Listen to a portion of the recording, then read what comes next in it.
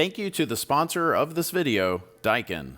Mini split systems can have a lot of problems if they are not installed properly. Just like any other product, there are some do's and don'ts. And in this video, I want to give you some do's and don'ts that maybe they're not in the installation manual, but they're good practices. They're good things to, maybe keep in mind when you have a mini split. I've got a mini split on a shed that I'm building, and ignore the mess, but I do think you'll get some things out of this video, some tips that, if you are having a mini split installed by a professional, that'll be tip number one. Have it professionally installed by someone licensed and insured, because I think that you will regret it in a lot of cases if you don't. But I'm gonna take you along to show you, what we're talking about. Okay, I'm gonna start in a weird place because I'm actually where the unit comes out of the wall out here, and we'll get into how this one's done and some good practices. But the second thing I want to point out is most of what I'm going to talk about are my opinions. I think there are different ways to skin a cat here. So I think a lot of what I'm going to say here is based on experience. And the first thing I want to point out here is, yes, this is slim duct. There are inside this duct right here, this vinyl product, is the line sets and the drain and the electrical for the mini split. And I think it is a big deal, in my opinion, that the indoor unit, if it is a wall hung, is hung on an exterior wall like this one, right? So the point here is I want to install that mini split where I'm poking directly outside almost as fast as possible. I want it to poke directly outside. I want this hole to be lower than the indoor unit, and I want it to immediately have fall for the drain. I'm gonna try to avoid a pump here, and I wanna have fall immediately, and I wanna be outside immediately if possible. Now, with that hole that you're gonna penetrate, you want your pro to seal that, and we want to make sure that all that is fine and it's all installed to code. But I think being on an exterior wall and getting all of that outside as quickly as possible is a good thing for a number of reasons. If the line sets were to say start condensating, we don't want that, but if they did, they'd be outside, wouldn't matter.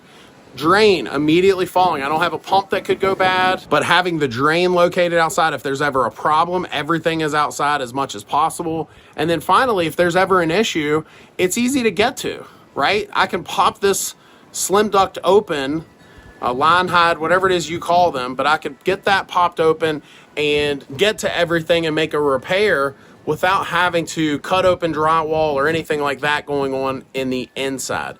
So I really think that this is, whenever I have a customer that is looking at having a mini split installed, that's one of the first thing I always ask for. I ask them for that. I say, can you please, I understand the layout of the floor plan and it may not always make sense, but if you can, let's make sure these are located in a place where we can have the indoor unit mounted on an exterior wall. I'm now inside, so hopefully you can hear me a little better. Like I said, we're not done in here, so you can see insulation. We're still in the rough in phase. We just hung a piece of drywall and then hung the unit up here. But as you can see, it's mounted on the exterior wall in here. And the second thing I want to point out is a lot of times with mini splits, folks will skip some steps that we do when we're installing a heating and air system, such as calculations, manual J, things like that. And I think that they are just as important for a mini split as ever, because folks will sometimes locate them in spaces where it's too small. The system won't have enough latent capabilities. It won't remove enough humidity from the space, and it's just oversized. It doesn't run long enough to remove that humidity. And depending on where you are in the country, that could be a huge deal. You can have mold and mildew and all these things that simply because the air conditioner is too big for that space. So I want this thing to be centrally located as much as possible on an exterior wall. Of course, airflow is a good thing. You want it to blow directly into the room. I will a lot of times try for it to blow in the center of the room, but there's exceptions. That is not as big of a deal, in my opinion, as making sure that it's sized properly for the space. It's not, being turned all the way up to run at full blast, that it's being able to ramp up and down like it's supposed to, and just having a little strategy of where that thing's located in the space so that it can heat and cool the space properly.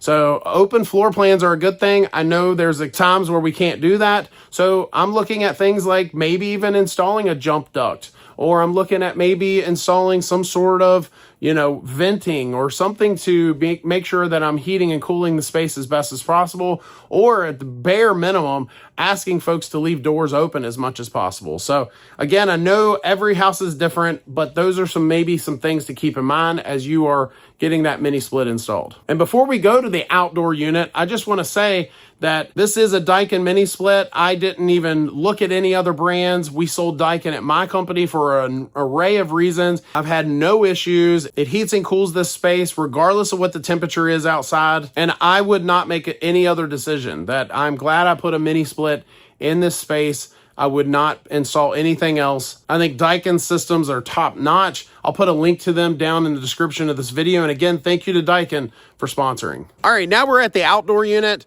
We're gonna do a part 2 to this video, by the way. So make sure you're subscribed to the channel.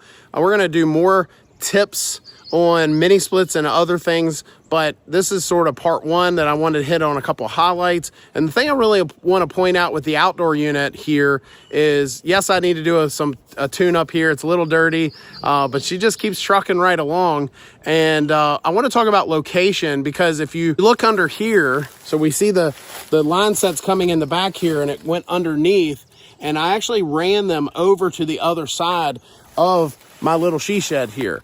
And so the indoor unit is on the completely other side of the shed, and I ran the line sets up under. And I've got one more tip after this one about that, but I wanted you to see that we located it over here for a number of reasons. Number one, it is clear of other obstructions. Now, I do get some brush that builds up here and I have to cut it back, usually once a year, but I wanted it to be, nice, have enough airflow. I put plenty of space behind it, even though the installation manual said that I could have hugged this wall much closer. And we just installed a nice wood exterior pad. Now you can do wall hung brackets. There's all kinds of options now. They've got these units that elevate the unit with a rack. They've got all kinds of just different things you can do. But the point here is I wanted it to be in as much unobstructed area as possible, and also located on the other side of the shed. It would have been kind of in an area where it wouldn't have gotten a lot of airflow, and basically there's my house is on the other side too, so I just didn't want it to be kind of in a cubby where it could get dirty and so on. Out here, yes, it gets a little bit more rain and sun on the unit itself, but they're designed to be outside, and I wanted it to be unobstructed, have plenty of airflow. Obviously it's a side discharge where the fan blows out the front, and it's just being out here, it's quiet. You could really locate it just about anywhere. We used to take noise into account. We wouldn't put outdoor units near bedrooms and things like that at a house. But here, the Daikin units are just so quiet, and you could locate it anywhere when it comes to that. But let's get to my last tip in this video. Okay, so I'm back here where it comes out of the shed and it goes down. And you see I've got my slim duct. We then ran it over, and then we ran it under the shed over here. And so what I wanted to show you though is, yes, that's how the line sets ran. We ran, that's all line sets and the electrical running through there. But we went ahead and we poked the drain out right there. And so the point here is I want my drain to have fall the entire way as much as possible, as quickly as possible when I come out of that exterior wall.